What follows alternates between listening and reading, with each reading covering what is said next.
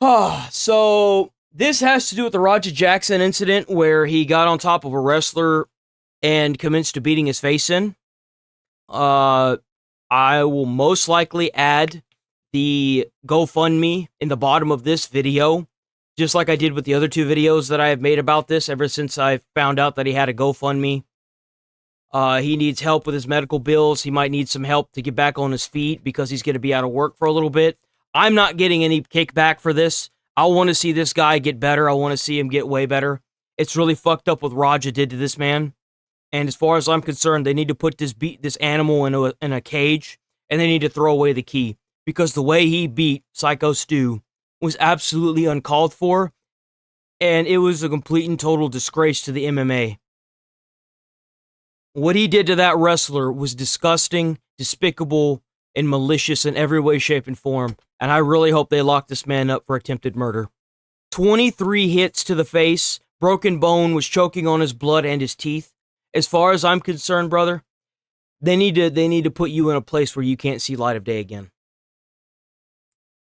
Legal Mindset did a video on this.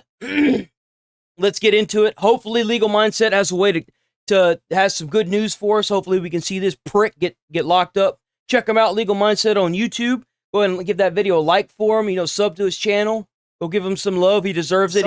He's been doing a lot of Johnny Somali stuff, but he took some time aside to do this, and I'm really happy to see this. Rampage Jackson is in some illegal... Rampage Jackson is the biggest MMA fighter in the world, from what I understand.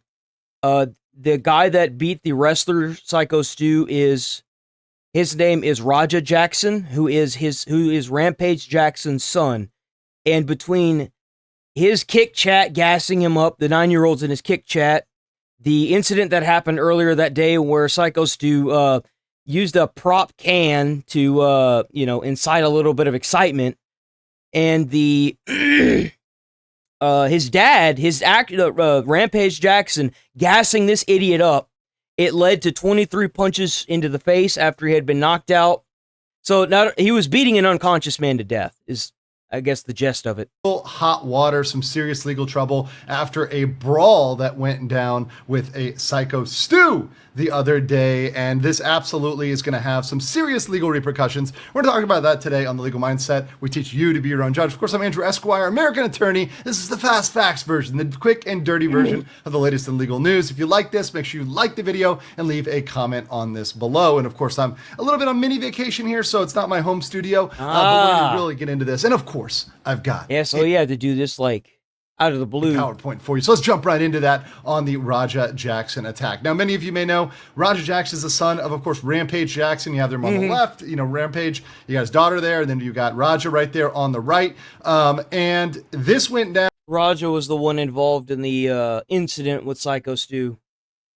Just this week, and he is now being investigated by... So in wrestling, whenever you wrestle, it's very meticulous and staged. I wouldn't say it's fake. You have to be very athletic to be a wrestler because you have to pick people up and throw them down on their back in a specific way that doesn't automatically hurt them.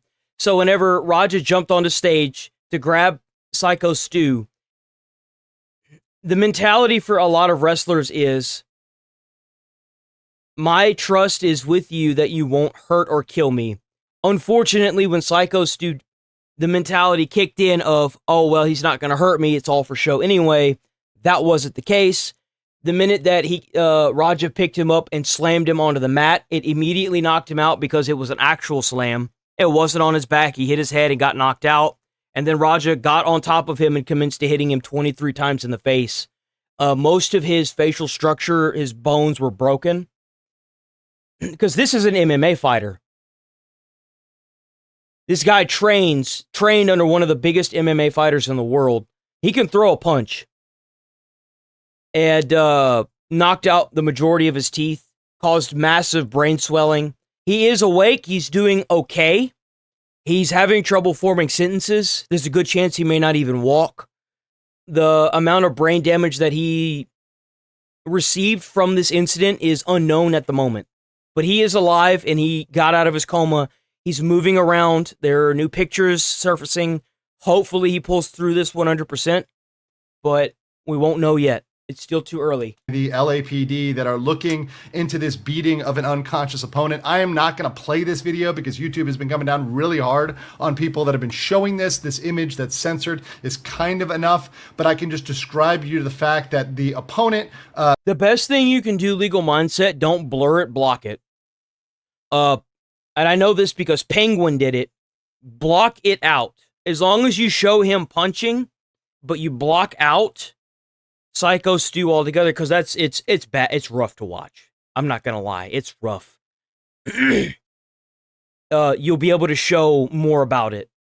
Mr. Syko Stu was absolutely knocked out. He was he was completely out. Flat. There's a good chance that whenever he hit the mat, him hitting his head on the mat gave him a concussion. Was not responding, and it had to be to the point where people were... It could have been a coup or a counter coup. It's where your brain hits the back of your skull and then hits the front of yours. A coup is whenever... That's a coup, like a coup and a counter coup.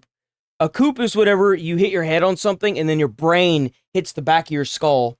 And then a counter coup is whenever your brain hits the back of something and then it hits the back, your brain hits the back. You hit your head on something, your brain hits the back of your skull, and then it hits the front of your skull. It does like a this motion in your skull.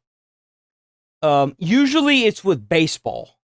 It happens a lot in baseball.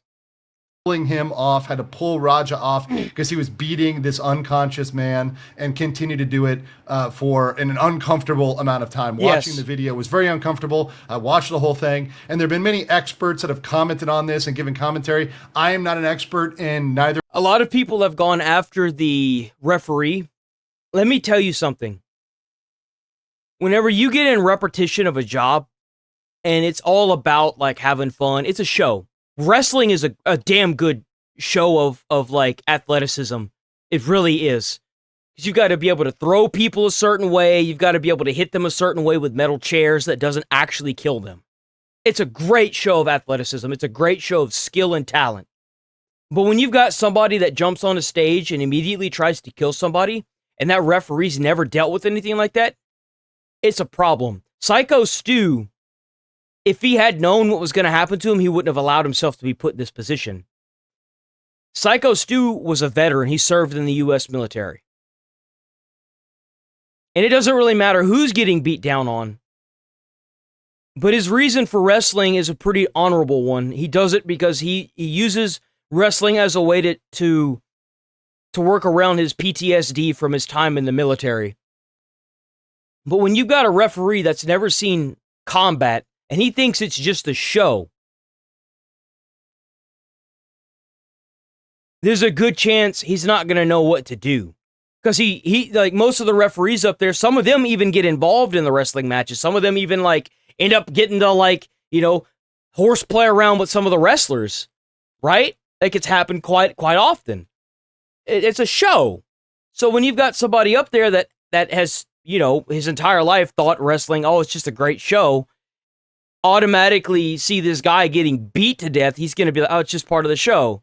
He's not going to know any better. MMA, nor wrestling, nor fighting in general, but I am a person who knows about the law, and when you see somebody who is unconscious, that's the problem. One big thing that pops out is whatever consent they would have had for the fight is gone now. Most people... whenever I worked as a firefighter EMT, if you had somebody that was really sick and they were going to pass out, they could deny all they want, but once they pass out, it's implied consent. Unless they have a do not resuscitate order. And it has to be a court-ordered one. So, like, the problem is whenever you are knocked out, you can't give consent unless it's for medical reasons. Then it's implied consent by EMT and paramedics. Do not consent to continue to be beaten while they were unconscious. That's right. And there is a limit, even within fights, even within rings, even within MMA or any other form of sanction. Well, yeah, like whenever you see somebody in MMA get knocked out or like staggered or they start stumbling, they call off the fight until either the fighter gets knocked out or the fighter says he's good. Fighting, that at a certain point, this is too far, and there is no legal protection, there is no waiver, there's no really thing that's going to get you out of this per se. Yeah. Now we're going to talk about some defenses for Raja, what he might bring up that might minimize. Well, like at the end of the day, you can sign a whole bunch of forms, but if you go out and shoot somebody, there's no waiver that says that you can't get fucked up by the law because you went out and killed somebody. Like, it's kind of like what happened with Disney whenever a couple went to it's supposed to be a really hypoallergenic restaurant, and he said he didn't want peanuts because he's super allergic to them, and he got peanuts, and then it killed him. And then the lady, the wife, was trying to sue Disney, but they were trying to use the terms of service of Disney Plus to get out of the lawsuit. No, bitch. No. Things, but there is no kind of complete waiver or some kind of complete loss of liability or protection from liability that you would have through some sort of contract. So let's continue here. We have a statement from his dad, from Rampage, and I actually think this was very thoughtful and very balanced. And I wanted to read this because I thought it was actually very thoughtful. And you know, coming from somebody who's both a fighter and a dad, I think this was a good statement. So saying, I want to clear up the misinformation about my son Raja. I've been confirmed that the wrestler Stuart Smith, aka Syko Stu, is awake and stable. Now, as an update, which I'll have on the next page, he's stable, but he's never going to be the same. Bro had massive brain swelling. He may not even be able to walk. He can barely talk from what I understand. He's having trouble forming sentences. He did say that he didn't remember anything after he got knocked out. Still in critical condition. Raja was unexpectedly hit in the side of the head by him moments before the match. Raja was told that he could get his payback, quote unquote, in the ring. I thought it was part of the show. It was a bad judgment and a work that went wrong. Raja is an MMA fighter, not a pro wrestler, and had no business involved in an event like this. It's funny how he says that now that his son almost beat somebody to death, but before that he was actually calling his son like a pussy and stuff. On Kick, like on stream. Like there's clips of it. Actions at all. He suffered from a concussion from sparring days ago. Now that's a relevant point that's going to come from the defense, and had no business doing anything remotely close to physical contact. As a father, I'm deeply concerned with his health and the well-being of Mr. Smith. That being said, I'm very upset that any of this happened, but my main concern now is Mr. Smith will make a speedy recovery, and I apologize on his behalf and a kick for the situation. So now, of course, some people will debate these facts, and I'm not here to debate the facts or whether or not this. There was a lot of the scrutiny that Kick got for allowing this stuff to be aired. At the end of the day, if you don't have to worry about sponsorships, who gives a fuck what you air? Seriously, if you don't have all these big ass companies like Target and Walmart trying to micromanage you and tell you what your morals should be, then if Kick wants to air whatever they want to air, then that's their business. Honestly, the last thing I want is some fucking big ass corporation telling me what my morals should be whenever they're sussing out illegal immigration to do most of their labor and child labor in a foreign country to make their fucking products. Kiss my ass.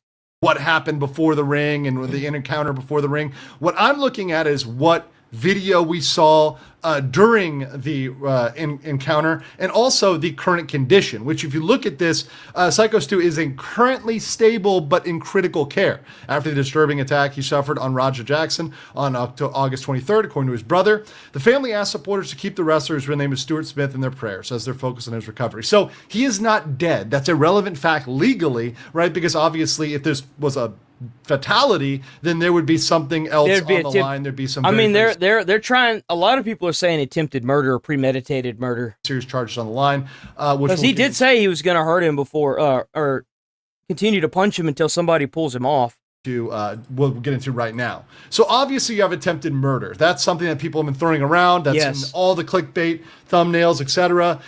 Now, whether or not this is an attempted murder is going to be based on intent. His intent was streamed.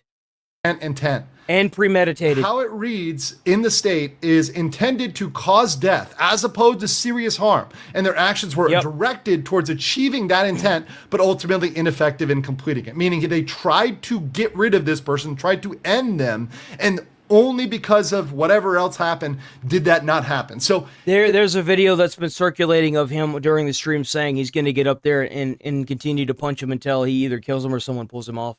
So the intent's there. It has to be specific intent of death, Yep. not of serious bodily harm. So if you just intend to mess somebody up, to hurt them a lot, that is actually not enough. That would actually not be enough under the relevant statute. Now, it can be first-degree murder, which that's is the reason why a lot of people are going to attempted murder, is because he stated it before he walked on the stage. Or second-degree murder, which is a little bit closer to manslaughter. For those that are familiar with the statutes, we're going to talk about manslaughter next.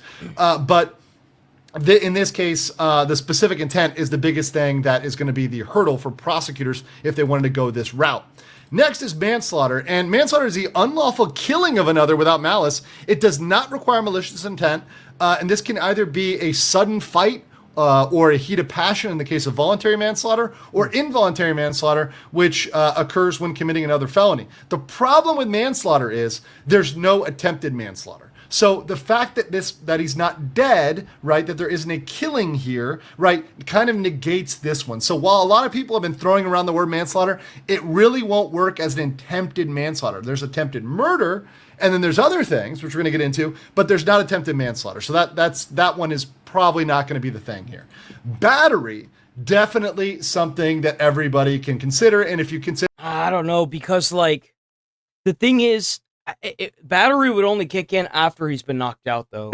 Murder at the top end and battery at the low end. Battery is one that, as you're going to see here, it looks a lot more possible. So a battery is essentially when a defendant, in this case Raja, willfully and unlawfully touched another in a harmful or offensive manner and was not justified.